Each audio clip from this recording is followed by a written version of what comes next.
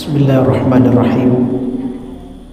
Assalamualaikum warahmatullahi wabarakatuh.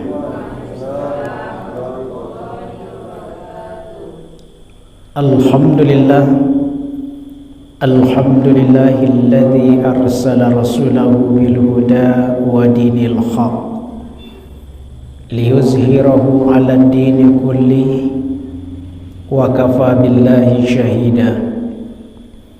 Ashhadu an la ilaha illallah wahdahu la syarika lah wa ashhadu anna Muhammadan abduhu wa rasuluh la nabiyya ba'da amma ba'd. Qala Allah ta'ala fil Qur'anil Karim, a'udzu billahi minasy syaithanir rajim, bismillahirrahmanirrahim. Syahrul Ramadan allazi unzila fihi al-Qur'an hudan linnasi wa bayyinatin minal huda wal furqan. Shadaqallahul azim. Pada bulan Ramadan Al-Quran diturunkan Allah sebagai petunjuk dan penjelas bagi manusia. Maha benar Allah dengan segala firman-Nya. Al-Quran Surah Al-Baqarah ayat yang ke-185, yang sama-sama kita hormati bapak-bapak, ibu-ibu, kaum muslimin dan kaum muslimah sidang jamaah maghrib yang dimuliakan Allah. Kajian kita pada malam ini membicarakan tentang adab terhadap Al-Quran. Kenapa kita harus beradab terhadap Al-Quran? Karena Al-Quran kitab suci. Secara definisi, yang dikatakan dengan Al-Quran adalah kalam Allah yang diwahyukan kepada Nabi Muhammad melalui perantara malaikat Jibril, yang beribadah bagi siapa yang membacanya dan diturunkan sebagai pedoman hidup bagi umat manusia. Lafaz dan maknanya mengandung mukjizat yang dimulai dengan surat Al-Fatihah dan diakhiri dengan surat An-Nas. Al-Quran kitab suci umat Islam. Dengan kesucian Al-Quran, turunlah Al-Quran di Mekah. Mekah juga dikenal dengan tanah suci. Al-Quran turun kepada Nabi yang paling mulia, Nabi Muhammad sallallahu alaihi wasallam. Al-Quran diturunkan pada bulan yang mulia, bulan Ramadan. Bahkan diturunkan pada malam yang mulia, malam Lailatul Qadar. Lailatul Qadri khairum min alfi syahr. Malam Lailatul Qadar, kata Allah, satu malam tapi lebih baik daripada 1000 bulan. Dengan kemuliaan itu jugalah yang bersentuhan dengan Al-Quran jadi mulia. Kalau ada orang yang menghafal Al-Quran, Rasulullah menyatakan Allah mengharamkan tanah memakan jasadnya. Lah 10, 20, 30, 50, mungkinlah 100 tahun seseorang wafat dan dia seorang hafal Al-Quran, Allah haramkan tanah memakan jasadnya. Kemuliaan di akhirat. Kalau di dunia hafiz Al-Quran, pasti profesinya juga mulia. Bandinganlah Bapak Ibu, kita dululah sekolah SD 6 tahun, tambah SMP 3 tahun lah 9, tambah pula SMA 3 tahun lah 2 balik. tamat SMA di mana orang kini bisa kerajo baru Bapak Ibu. Paliang-paliang di Niagara, Ramayana, Swalayan itu baru dah bisa dimasuki tamat SMA yang lah belajar selama 2 balik tahun. Cubalah kalau ada anak-anak kini yang hafizah 3 tahun ninyo hafiz lai ka tukang cleaning service kerajanya indah, sekurang-kurangnya menjadi imamnya kalau laki-laki, tinggi derajatnya, diangkat kemuliaannya disebabkan Al-Quran. Jadi bagaimana adabnya kita kepada Al-Quran? Maka ada 3 hal keadaan yang selalu menuntut kita beradab kepada Al-Quran. Yang pertama, beradab di waktu membaca. Yang kedua, beradab di waktu mendengar. Yang ketiga, beradab di waktu menyentuh atau membawa Al-Quran. Yang 3 ko selalu bergandengan ketika membicarakan adab kepada Al-Quran. Yang pertama, adab di waktu membaca. Bagaimana adabnya? Yang pertama, berlindunglah terlebih dahulu kepada Allah dari godaan syaitan dengan membaca isti'azah. Bacaannya a'udzubillahi minasyaitonir rajim. Allah Subhanahu wa taala berfirman, fa iza qara'tal Qur'an fasta'iz billahi minasyaitonir rajim. Apabila kalian baca Al-Quran, kata Allah, berlindunglah kepada Allah dari godaan syaitan yang terkutuk. Jadi kalau kita sudah digoda syaitan, ada orang baca Quran baru 1 ayat ngantuk, baru 1 ayat malas, baru 1 ayat lelah, hilang semangat dan girah. Mungkin waktu itu dia dalam keadaan digoda syaitan. Jadi supaya tidak digoda syaitan, berlindunglah kepada Allah. Bacalah isti'azah itu, a'udzubillahi minasyaitonir rajim. Yang kedua juga bersabda,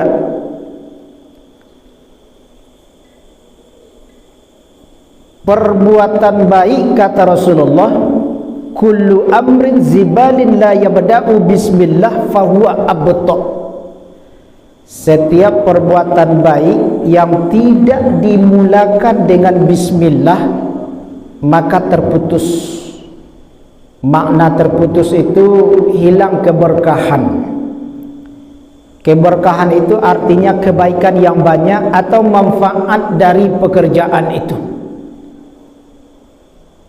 Apa saja pekerjaan baik, mulai dari bangun tidur sampai tidur. Makan baik, awali dengan bismillah.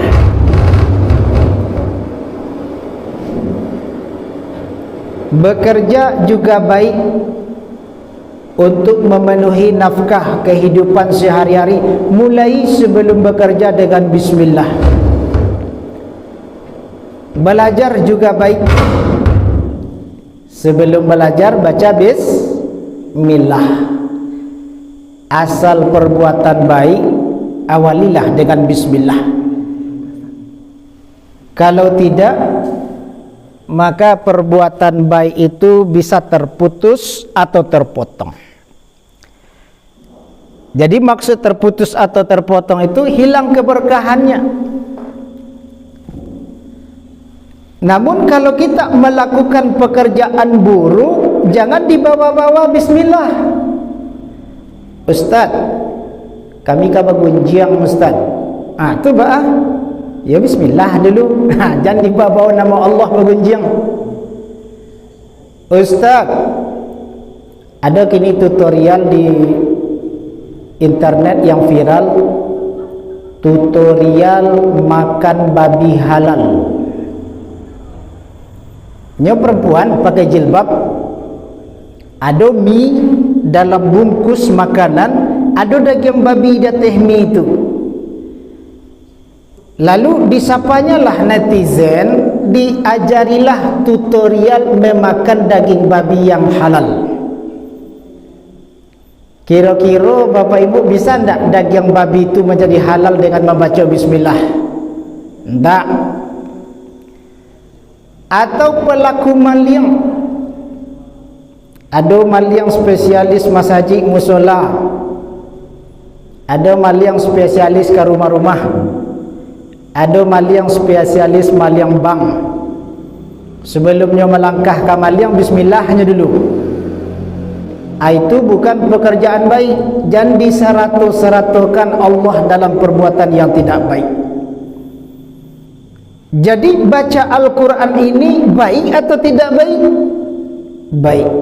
Awalilah terlebih dahulu dengan bacaan bismillah. Bahkan Al-Quran yang kita baca dari surat demi surat selalu dibatasi dengan kata-kata bismillah. Pembatas dari satu surat dengan surat yang lain ada kata-kata bismillah, kecuali satu surat, namanya surat At-Taubah. Surat At-Taubah tidak disunatkan untuk membaca bismillah membaca Al-Quran surat At-Taubah. Sebabnya Bapak Ibu, surat At-Taubah itu baca itu tentang perang. Kalau perang di situ terjadi bunuh membunuh. Sementara bismillah sesuatu yang disandarkan tentang kasih dan penyayang Allah. Jadi tidak sesuai antara bismillah dengan perperangan, bunuh membunuh, tidak sesuai. Namun Rasulullah menyebutkan salah satu di antara surat yang tidak disunnahkan membaca bismillah surat At-Taubah. Kalau selain itu baca bismillah. Begitu juga surat Juz Amma. Setelah Qul huwallahu ahad, sebelum Qul a'udzu birabbil falaq, bismillah dulu. Setelah Qul a'udzu birabbil falaq, sebelum Qul a'udzu birabbin nas, bismillah dulu. Adabnya seperti itu. Bapak Ibu jemaah maghrib yang dimuliakan Allah, yang ketiga adab membaca Al-Quran, bacalah Al-Quran itu dengan baik dan benar. Dalam surat Al-Muzammil ayat 4 Allah berfirman, warattilil Qur'ana tartila. Bacalah Al-Quran itu dengan tartil, bacaan yang baik, benar. Bagaimana baiknya bacaan Al-Quran?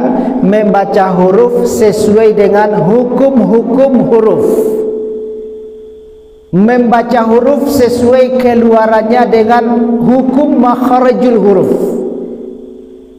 Ada huruf tu sa, ada sya, agak mirip tapi beda. Ada za, ada za,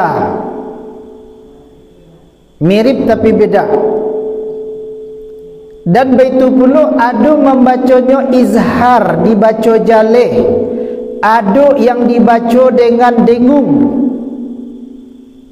sesuai cara kaedah bacaannya.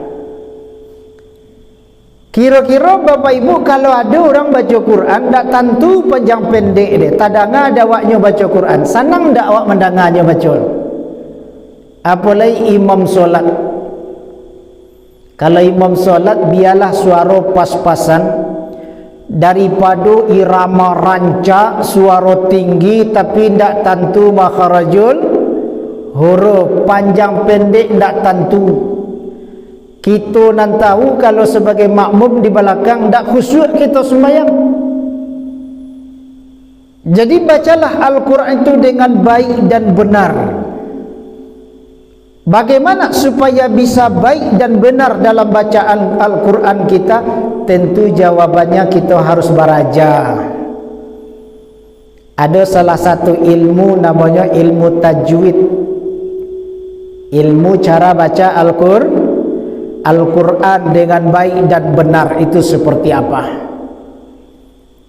Karena Allah Subhanahu wa ta'ala menilai yang kita baca itu malahan per huruf. Alif Lam Mim itu 3 huruf. Masing-masing huruf dibalasi 10 pahala kebaikan. Kalau orang yang tidak membaca dengan baik dan benar, tidak beraja, Alif Lam Mim itu dek baris di atas sadonya, baaknya membacanya alama. Kalau itu nanti baca kira oleh ke bapa halu agaknya bapa ibu. Padahal itu namanya huruf muqatta'ah, huruf yang terpotong sampai pada merenungkan atau mentadabburkan. Dalam surat Muhammad ayat 24 Allah berfirman, afala yatadabbarunal Qur'an. Kenapa kalian tidak mentadabburkan Al-Quran, kata Allah? Atau karena disebabkan hati kalian yang sudah tertutup. Jadi kalau kita hanya membaca Al-Quran sebatas di lisan, di lidah saja, khawatir nanti kita sama dengan orang-orang munafik. Sementara orang munafik dibenci oleh Allah dan tempatnya dikira api neraka. Bagaimana orang munafik dengan Al-Quran? Orang munafik konyo lain lo membaca Quran, lain pulonyo mendengar bacaan Al-Quran, tapi Al-Quran itu tidak berpengaruh ke dirinya. Al-Quran tidak memberikan bekas, sehingga Al-Quran yang seharusnya menjadi pedoman dan petunjuk untuk dirinya tidak ada memberikan kebaikan apapun. Mungkin inyo hanya membaca Al-Quran sebatas sampai di lisan saja. Kita khawatir Bapak Ibu yang membaca Al-Quran hanya sampai di lisan, tidak sampai kepada mentadabburkan atau merenungkan isi kandungan Al-Quran. Jangan nanti kita sama je orang munafik tu. Jadi kalaulah sampai ke tingkat mentadabburkan sehingga Al-Quran itu memberikan pengaruh ke dirinya. Bapak Ibu jemaah yang dimuliakan Allah, adab baca Al-Quran selanjutnya dianjurkan membaca Al-Quran dalam keadaan menangis. Kapan? Ketika membaca ayat-ayat tentang azab,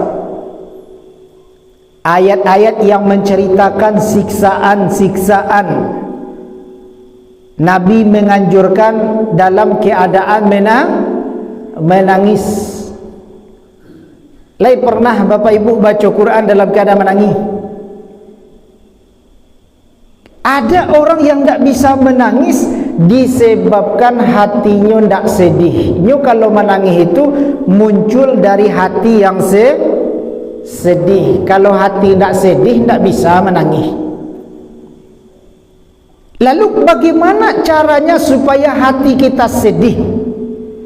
Caranya adalah pahami Al-Quran, pahami kisah ceritanya, sehingga akan tersentuh hati kita. Ketika sudah tersentuh, mudah mengeluarkan air mata. Tapi kalau hati tidak pernah tersentuh, jangan nanti itulah yang dikatakan hati kareh. Lebih kareh lo daripada batu. Tidak pernah tersentuh. Ayat apapun lah yang dibacakan di dekatnya atau dia sendiri yang membacakannya, tapi hatinya tidak pernah tersentuh. Hati yang keras. Jadi yang dikatakan orang bersedih, sedih itu adanya di dalam hati. Kalaulah hati sudah bersedih, orang akan menangis. Dan hati bisa bersedih kalau sudah tersentuh. Jadi sentuhan-sentuhan ini penting Bapak Ibu. Kalau ada orang ngasih nasihat, kalau tersentuh kita, maka memberi dampak atau pengaruh ke kita. Tapi kalau tidak ada tersentuh sedikit pun, sawaun kana, sama saja, tidak ada pengaruh apa-apa. Kemudian adab baca Quran selanjutnya, bagi orang yang membaca Al-Quran dianjurkan membersihkan mulut terlebih dahulu dengan cara bersiwak. Kalau sekarang menggosok gigi, banyak alat-alat kebersihan, odol dan lain-lain sebagainya.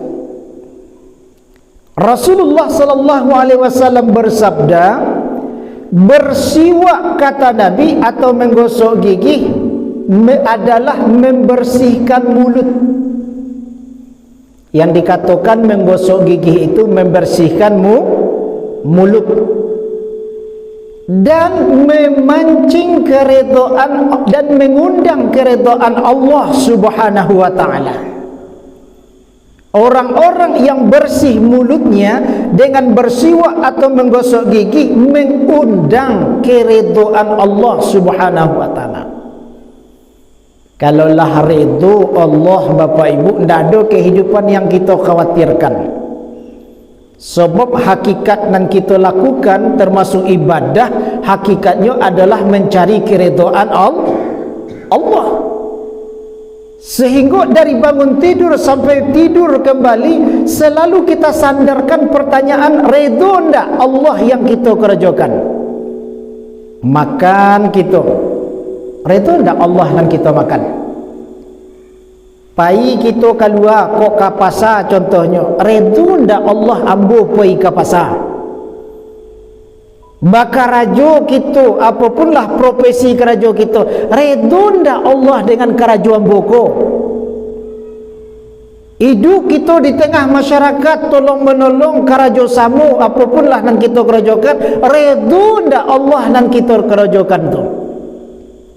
Kalau Allah sudah ridho, masuk sarugo pun disebabkan keridhaan Allah.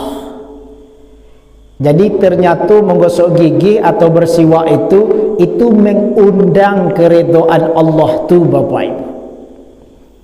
Ini adalah namparahnya kok. Ada orang mengecek tapi ada angin yang keluar dari mulutnya.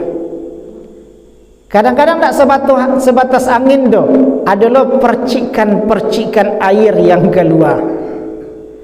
Nan angin nan keluar tadi, nan nafas nan keluar di waktu ngomong tadi, kalau lagi menggosok gigi, lagi bersih mulutnya, aman gitu sebagai pendengar.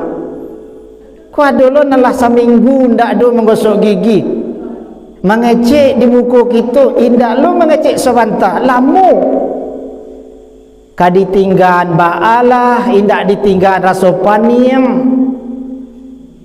Tadi beliau tu mungkin makan jaring, makan jengkol, makan patai, baalah kira-kira baunya, Bapak Ibu. Jadi orang mengecek saja, ada yang keluar ngok, ada yang indak keluar ngok. Kalau tidak bersih mulut tu bisa mengganggu lawan bicara. Apa lain dan kita baca kok kitab kalam Allah. Sehingga Rasulullah juga menganjurkan, kalaulah indak memberatkan bagi umatku, kata Nabi, ambo wajibkan bersiwak sebelum solat. Asar, maghrib, isya, 5 waktu yang diwajibkan kita sembahyang. Kalaulah indak memberatkan, kata Nabi, ambo wajibkan umat amboko untuk bersiwak dulu sebelum solat. Sebab solat itu bermunajat kepada Allah, berdialog kepada Allah. Di waktu solat itu, di waktu yang sangat dekat hamba dengan Allah. Rupanya hamba ko nafasnya bau, sangat disayangkan, kecuali bau nafasnya orang berpuasa. Kalau orang berpuasa itu, kata Nabi, lebih harum dari bau kasturi di akhirat nanti. Tidak di dunia dah, di akhirat bau nafas orang berpuasa lebih harum dari bau kasturi di akhirat, bukan di dunia, dan di hadapan Allah.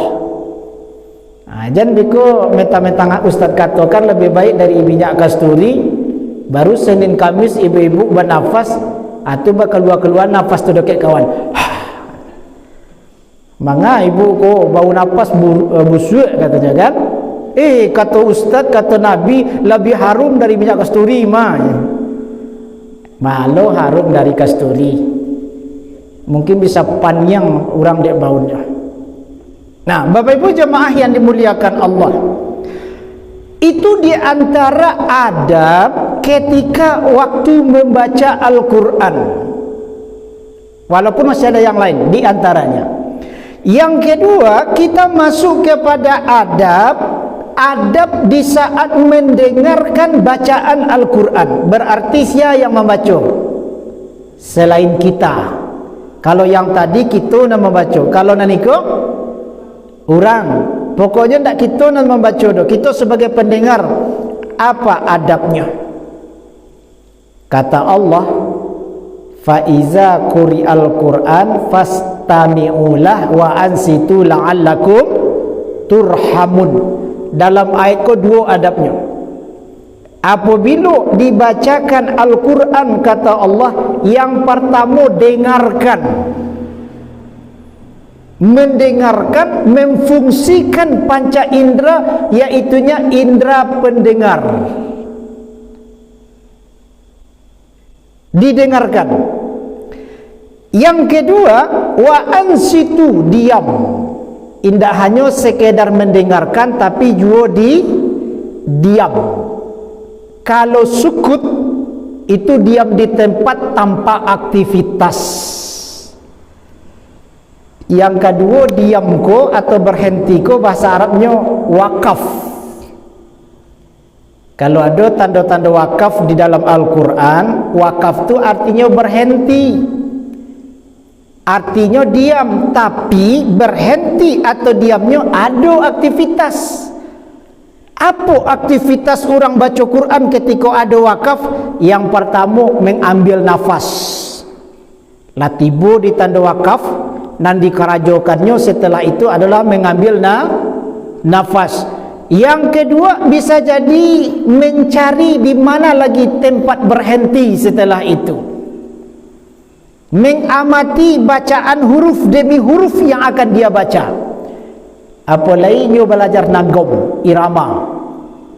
Tentu ini harus memikirkan apa irama yang akan dibawa setelah itu. Itu wukuf atau wakaf. Kalau orang di Makkah wukuf di padang Arafah, berhenti, berdiam diri di padang Arafah, ada aktivitasnya di waktu itu. Apa aktivitas orang yang wukuf di padang Arafah? Inyo harus berenung. Kelemahan dirinya yang harus inyo buang, yang harus inyo habiskan. Sebelum berangkat ke haji, inyo tahu, sadar dirinya seorang yang bakhil. Itu satu kekurangan. Sebelum berangkat ke haji, inyo tahu, inyo malas dalam ibadah. Sebelum berangkat ke haji, inyo tahu, inyo anak yang tak berbakti kepada orang tua. Nah, setelah inyo berenung di wukuf di padang Arafah, ketika melempar jumroh, dilemparlah sifat-sifat nan buruk tadi itu. Sifat bakhil dilempar, sifat malas dilempar, sifat boros dilempar, dan lain-lain sebagainya, sehingga nyo pulang dari haji menjadi haji mabrur, haji yang baik. Jadi dirinya, sifatnya, amalannya setelah haji itu baik seluruhnya, karena tidak baiklah dilemparnya di waktu melempar jumrah. Dan adab di waktu Al-Quran dibacakan itu adalah wa ansitu, diam tanpa aktivitas.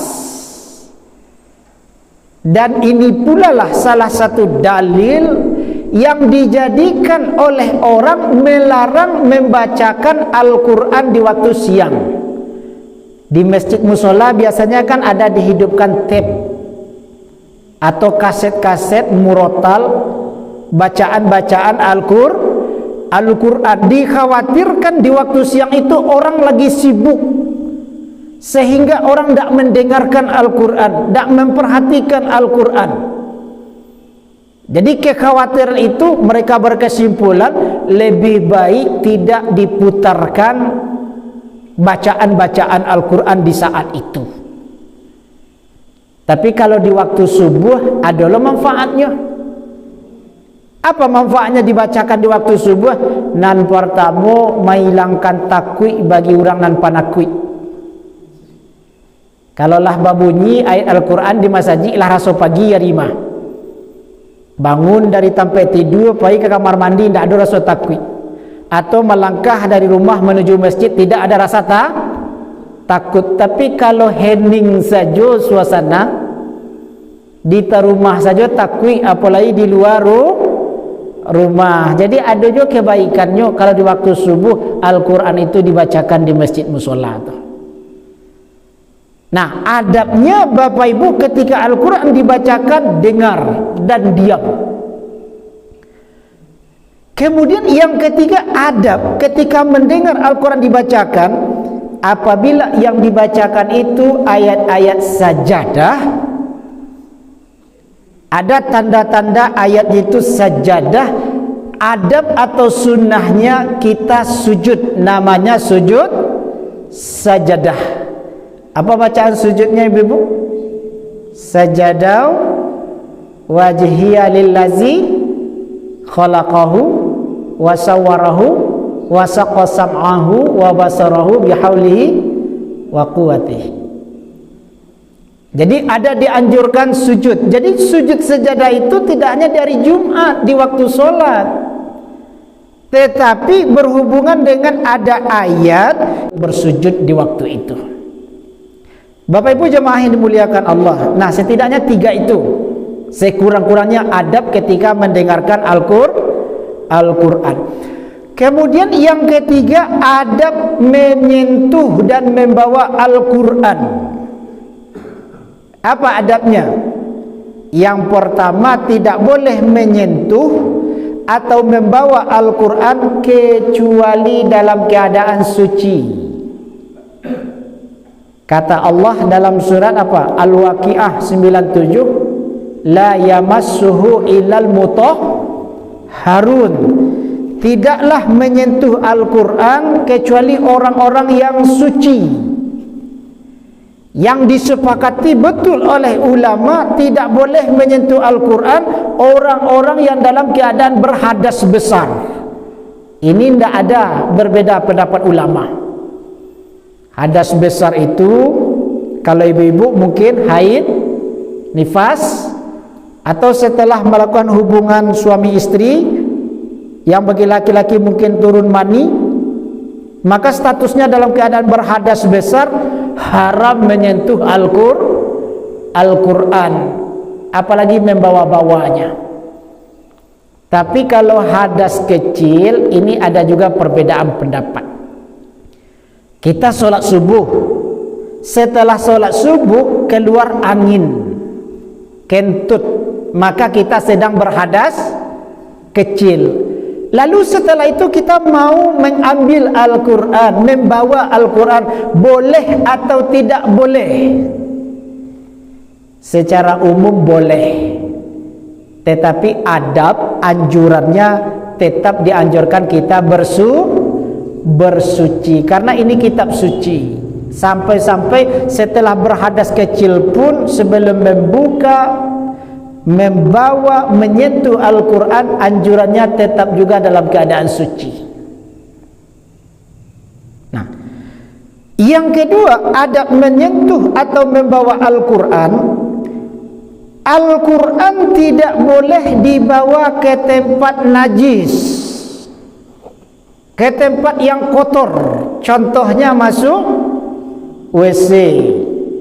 Ustaz, awak baru beli Quran tadi Ustaz, harganya mahal 100.000. Kalau ditinggal di luar nanti hilang, lalu dibawa ke dalam WC. Tidak boleh Bapak Ibu. Kita bahas ketek. Tidak boleh membawa Al-Quran ke dalam tempat yang kotor atau bernajis itu. Ustaz, bagaimana dengan HP kami? Ada di dalamnya aplikasi Al-Quran. Ketika dibawa ke WC, dan kita bawa tu Al-Quran atau HP? HP, bukan Al-Quran. Tapi tidak boleh membuka aplikasi Al-Quran di dalam WC. Kalau selagi tidak terbuka, aman Bapak Ibu. Tapi kalau dibuka lo aplikasi, mengaji lo nya bersuara, kau mencari masalah Bapak Ibu namanya.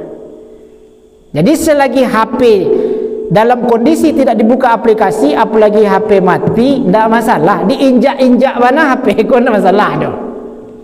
Al-Quran tidak boleh dilangkah-langkahi. Dalam HP kita ada Al-Quran, tapi tidak kita buka aplikasinya. Diinjak-injak HP tu, boleh atau tidak boleh? Paling-paling rugi gitu kalau nyoba pecah nak. HP berjuta, balinya diinjak, tentu pecah, rusaknya, rugi gitu. Tapi kita tidak ada berhubungan dengan Al-Quran di saat itu, karena Al-Quran tidak ada waktu itu. Kecuali kalau lah dibuka, nampak, itu baru ada namanya Al-Qurannya. Jadi Bapak Ibu jemaah yang dimuliakan Allah, itulah mungkin diantara kita sebagai umat Islam dianjurkan beradab kepada Al-Quran. Yang pertama, adab di waktu membaca. Yang kedua, adab di saat mendengar. Yang ketiga, adab di saat menyentuh dan membawa Al-Quran. Kalau kita membawa Al-Quran, adabnya tidak boleh dengan tangan kiri. Bagaimana dengan dua tangan? Boleh, kiri dan kanan boleh. Tapi dianjurkan yang kanan, berkanan ke kanan, tidak boleh dengan tangan kiri. Kemudian menaruh Al-Quran juga tidak boleh lebih rendah dari lutut, sehingga tempat-tempat anak mengaji ada meja-mejanya. Itu ukuran meja itu ketika duduk selalu Al-Quran posisinya di atas lutut. Adabnya seperti itu. Demikian saja Bapak Ibu, terlebih dan terkurang perbanyak maaf. Akhir kalam, billahi fissabil haq fastabiqul khairat. Wassalamualaikum warahmatullahi wabarakatuh. Nah, kalau ada yang bertanya disilakan Ibu-ibu. Ya. Nah, awak membaca Al-Quran Ustaz, awalnya kita berwudu, lapih wudu, apakah dihentikan baca Qurannya Ustaz? Antara membaca dengan menyentuh beda adabnya Bapak Ibu. Kalau menyentuh dan membawa mushaf Al-Quran, adabnya dianjurkan dalam keadaan suci, dilarang keras kalau berhadas besar. Sementara kalau kita membaca Al-Quran boleh dalam keadaan berhadas. Nah, ikut dua, pisah dulu Bu. Adonan dibaca mau kesuknya, adonan dipegang. Kalau yang dibaca, apakah pakai Quran kita membacanya atau tidak pakai Al-Quran, dengan hafalan yang ada di kepala kita, ketikalah dituturkan dengan lisan, itu tetap namanya membaca. Kita dalam keadaan berhadas, bolehkah membaca Al-Quran? Boleh. Ada riwayat menceritakan Bapak Ibu, siapa yang membaca Al-Quran dalam keadaan biasa-biasa saja, mungkin berhadas kecil, makanya mendapat per huruf itu 10 pahala balasan kebaikan. Dan siapa yang baca Quran dalam keadaan kondisi berwudu, dalam kondisi suci, dalam keadaan berwudu, satu hurufnya 25 pahala balasan kebaikan. Siapa yang baca Quran dalam keadaan solat, dalam solat dia baca Quran, satu hurufnya 50 pahala balasan kebaikan. Cuman utamanya beda, diutamakan dalam keadaan suci. Walaupun tidak dalam keadaan berwudu, kita tetap boleh dan tetap dapat pahala dalam membaca Al-Quran. Satu, Ustaz, kita kan buka Al-Quran. Nah, ini adab berkenaan dengan menyentuh atau membawa Al-Quran. Al-Quran. Kalau berhadas kecil seperti yang Ustaz sampaikan tadi, kita mungkin tadi solat, setelah itu buang angin, bolehkah kita menyentuh atau memegang Al-Quran? Jawabannya boleh. Namun anjurannya, adabnya dianjurkan kita kembali bersuci, karena Al-Quran itu kitab suci. Tapi boleh atau tidak bolehnya? Boleh. Tapi kalau dalam keadaan berhadas besar, memang secara umum keseluruhan sepakat mengatakan tidak boleh menyentuh atau memegang Al-Quran mushaf ini kalau hadasnya hadas besar. Jadi ayat tadi la yamassuhu ilal mutahharun itu panjang penjelasan ulama, karena mutahharun suci itu ada dari hadas kecil, ada dari hadas besar. Ketika dari hadas besar, ulama sepakat tidak boleh menyentuh Al-Quran kalau berhadas besar.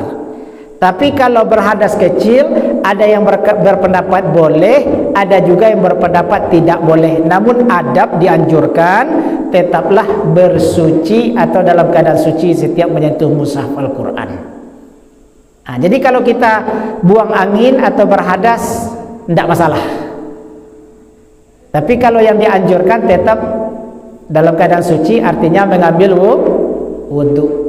Tapi persoalan boleh tidak bolehnya, jawabannya boleh, karena itu baru hadas kecil. Tapi kalau hadas besar, ya. Kita habis sholat, rupanya bersentuhan antara laki-laki dengan perempuan yang bukan muhrim, menyebabkan batal wudhu. Artinya kita berhadas waktu itu, namanya hadas kecil. Nah, jadi untuk mensucikannya berwudhu. Kalau tidak ada air diganti dengan tayamum. Kalau hadas besar, mensucikannya bukan dengan wudhu tapi mandi. Kalau tidak ada air untuk mandi diganti dengan tayamum. Nah, begitu Bu ya. Jadi tidak masalah. Habis Bu? Ngaji lagi silakan Ibu.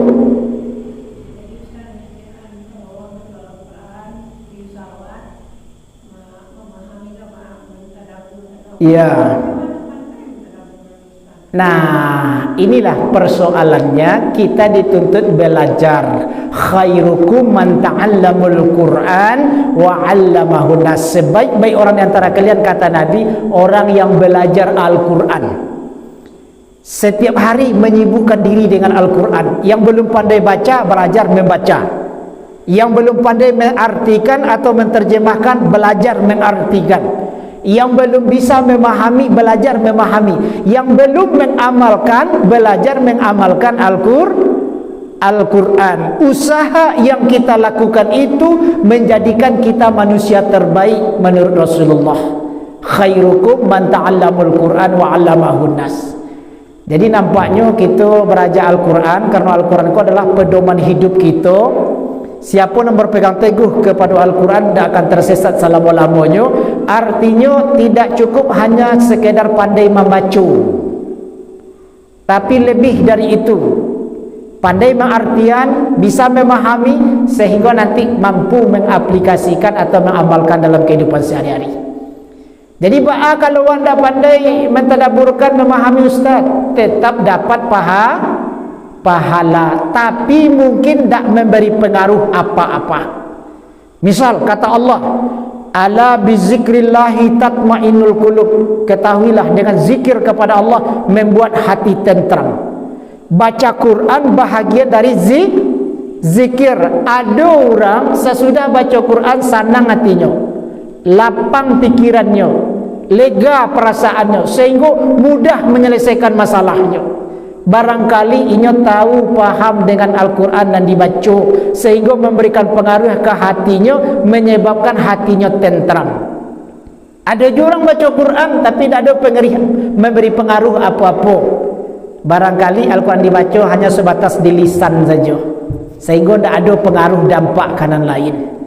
Jadi tidak samalah kiranya Bapak Ibu, kebaikan yang akan didapatkan oleh kita yang membaca Al-Quran hanya sebatas di lisan, dengan membaca Al-Quran yang disertai dengan renungan atau mentadabburkan, itu barangkali tidak sama, baik secara nilai pahala atau secara manfaat kebaikan yang akan didapatkan. Berbeda Bapak Ibu.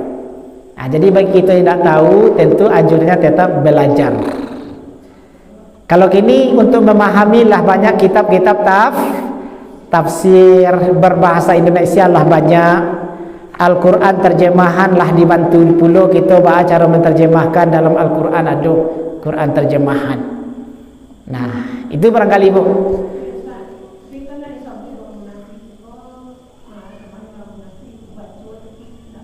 Nah, dikhawatirkan, yang kita takutkan jangan-jangan kita sama dengan orang munafik. Kalau orang munafik memang inyo sendiri yang tidak mau untuk memasukkan hati, pikiran, amalannya sesuai dengan tuntutan Al-Quran. Kalau kita mungkin karena keterbatasan tadi, bukan disangaju atau bukan untuk menghindar dari Al-Quran itu, cuman secara bentuk aplikasi dan dampaknya jangan-jangan memang sama antara orang munafik dengan orang yang lain tidak munafik tapi membaca Al-Quran hanya sebatas di lisan saja. Itu artinya kekhawatiran jangan nanti kita sama je orang munafik. Tapi kalau kita lah berajang, tapi seditunya kemampuan kita, Allah Maha tahu. La yukallifullahu nafsan illa wus'aha. Allah tidak membebani seseorang kecuali sesuai kadar kemampuan masing-masing. Apalagi kalau lah tua, baraja di waktu ketik bagaikan mengukir di atas batu, baraja setelah dewasa bagaikan mengukir di atas air. Baraja kini bisu hilang, baraja dua cie hilang, baraja cie dua dan hilang. Nah, itu mungkin karena keterbatasan dan faktor usia, uzur dan lain sebagainya. Namun ingat Bapak Ibu, Allah juga menjanjikan siapa yang bersungguh-sungguh pasti dapat. Karena bukti sejarah banyak. Ada orang yang hafiz di usia 90 tahun, nenek-nenek hafiz Al-Quran ketika usianya 90 tahun. Kalau teori tadi tidak mungkin Bapak Ibu, karena beraja bagaikan mengukir di atas air. Tapi kalau sungguh, Allah jauh lebih sungguh. Kata Allah, wallazina jahadu fina lanahdiyannahum subulana. Orang-orang yang bersungguh-sungguh di jalan kami, kata Allah, kami tunjukkan jalan kami itu. Tambahlah hadis Nabi mengatakan, manjadda wajada. Siapa yang bersungguh-sungguh, kata Nabi, dia akan dapat. Nah, jadi walaupunlah tua mana kita, kalau bersungguh-sungguh petunjuk, artinya yang perlu bagi kita ada usaha yang akan dinilai oleh Allah dari diri kita masing-masing. Antara kita adalah sejauh mana usaha yang kita lakukan. Nah, jadi kita tetap usaha untuk yang terbaik. Bapak Ibu, barangkali waktu sudah lewat, untuk malam ini kita cukupkan. Terima kasih atas segala perhatian dan mohon maaf atas segala kesalahan dan kekurangan. Akhir kalam, wabillahi taufiq wal hidayah. Assalamualaikum warahmatullahi wabarakatuh.